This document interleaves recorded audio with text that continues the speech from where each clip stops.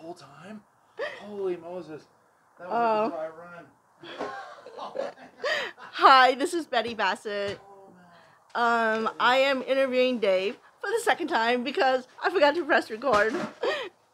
Because I am that good. Yeah, beware. We thought we had a pro. I know. And then you got an amateur.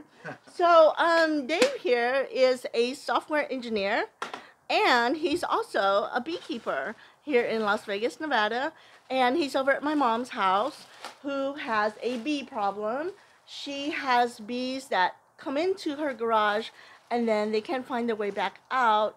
And so we're trying to save the bees, and Dave is here to help us save the bees by carving them out of the wall and then taking them back to his farm, of which he has numerous farms. And yeah, so he is like really very impressive. We do a lot of these. We've been doing this for about 5 years. The bee rescue, removal, and working with the bees, and we've learned a lot. With honeybees, the more you learn, the more you realize you don't know. So, never claim you know it all, right? You have to be humble with this because the bees are always teaching you things. Yeah. Right? So. Well, thank you so much for doing this because there's such you're saving mankind. You're doing something well, we're trying our very, best. very important. Well, we're trying. So, we're working with the bees, and you're welcome. And despite what people think, this isn't a free service. There's a lot of labor involved and effort and gas and tools, and we're comparable to what an exterminator would charge to kill that nest and remove it from your wall. We're the same or less than what someone would charge to do that. And we work with the bees alive, and we try our best. We don't rescue every hive. We try to, but some are easier than others. Yours is probably more in the easy scale. When I say easy, I mean more likelihood that it will be rescued, right? Oh, it's not as tricky. I'm so glad because that's really important to my mom. Yeah. Now, if you want, we can flip your camera. I can show your video where the bees are flying in.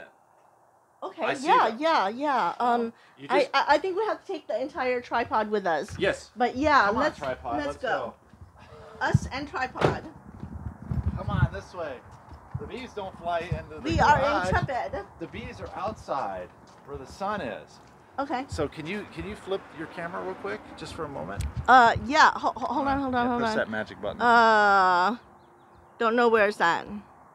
It's usually right there. Okay. Yeah. Let's not do that. Oh, let's not do that. Yeah. Let's not do that. Let's just keep it on the proper. I'm gonna try to try to block the sun. So, do you see the swamp cooler on the top? Do you see them flying in and out? At the top corner, towards us. Top corner. Towards us. Swamp cooler. Top. No. You're right at the corner. You don't see all those bugs flying in there? Yeah. There they are. I see them. Yeah. So that's how they come and go from this garage wall. Okay. So typically garage walls don't have any insulation in them because it's not living space. So builders don't put insulation into the walls. So when it's a problem is when some DIY home improvement guy decides he wants a swamp cooler in his garage, and they blast a hole through the wall. You can see can the camera see that swamp cooler over there? That's the other side of the swamp cooler. So that was put in after the fact. The builder didn't do that. Okay. Somebody worked in their garage and they wanted a swamp cooler, so they cut that hole and they put the swamp cooler in. And there's a little gap between the swamp cooler and the hole they made, and which allows the bees to come in to the wall, and the bees have taken advantage of that. And in your case, and they've got a large, bee nest in there. So, yeah, we use standard equipment. We've definitely, as far as the rescue goes, we've come up with. I wouldn't say I'm going to take credit for it. I had another bee rescue person show me this, and that's what we call the stringer frame. Okay, so when we take the combs out, we lay them in on top of these strings, and that helps us or enables us. If you tip the camera down just a little bit, once the combs are in here, I can secure them with rubber bands. So we'll take rubber bands and we'll lasso the combs. That's like this. very ingenious. Right, so I now like the it. combs cannot fall out. Nice. And then we slide them into the box. Right there, they go. Nice. So these strings help us kind of hold the combs while we get these on. Okay, excellent. So I do that at home in the garage with Okay. upholstery staples, and Okay. then I have these stringer frames, and that helps us at removals where we're not fumbling with combs trying to hold them into the frame while we get the rubber bands on there. It's not good. Right. So that's one improvement. Yeah, usually how rescue works, and a lot of people do it this way, is we'll get them out of the wall and into here, but I'll leave the box outside on the ground for a few days. Well, to give the bees time to adjust to their new home. And it'll take them 2 or 3 days to adjust. They're not that quick at adjusting. Yeah. And they'll also conduct repairs inside of the box. They'll secure their combs. Like if I put 2 combs on top of each other resting, they will form attachments between those 2 combs. They'll secure them. And they'll also bond their combs to the strings and to the rubber bands. They like everything secured, right? So it's not flopping around and moving. That's very bad to them.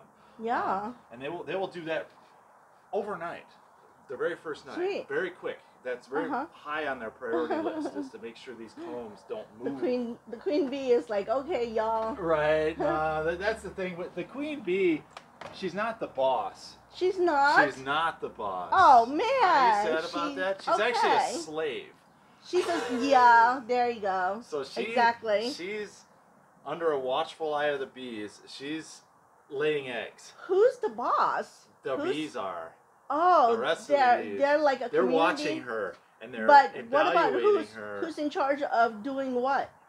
Like, Well, is there like a captain of like certain No, areas? it's a consensus. It's a consensus among the bees. A consensus, A like consensus, like it's a democratic thing in there. They're democratic. They're they all communicate and they all form a unified decision over how the queen is doing. How is she performing? Is she laying enough eggs? Is she going downhill? Do we have a problem? Right? Because she needs to be a great egg layer. Well, I know that with birds. Yeah. Okay, let's say Canada goose. Okay, if they're flying, it's a consensus of over 51% as to which direction they're flying. So, what's going on with the bees? Yeah, I don't know what the percentages are, but okay. they're evaluating everything inside the hive. Like, should we swarm? Should we divide? Is the queen doing okay? And they constantly communicating that throughout the hive. They communicate through vibration, through the combs, and they'll other bees know on the other side of the hive how good the queen is doing because of other bees over here that are making noises. They're communicating like, yep, the queen's doing great. She's over here. She's laying eggs. Okay, excellent. And some bees will actually are responsible for distributing the scent of the queen through the hive. They'll actually touch the queen, the top of her abdomen. That's where her scent gland is. And then they'll move through the hive and they'll distribute her scent. Oh, okay. So all the bees in the hive let know. Everybody know. Ah, yes, the queen is here. The queen. Okay. This is what she smells like. Yep. Okay, excellent. It's kind of neat. So I what we're forgot my going to do, question. Betty, is we're going to get you suited up. Okay. And we're going to remove the top shell. We have to take a few brackets out. Okay. And then we're going to cut the wall with this tool right here, the oscillator saw. The oscillator. We cut. Yeah, it's really noisy, but it does a great job. We're going to cut the wall, and then we're going to pop that panel off the wall and expose the entire bee nest. Okay. And then we start removing it. Doing some combs go in here. Some combs will go in the removal honey bucket. We render this honey out over this 2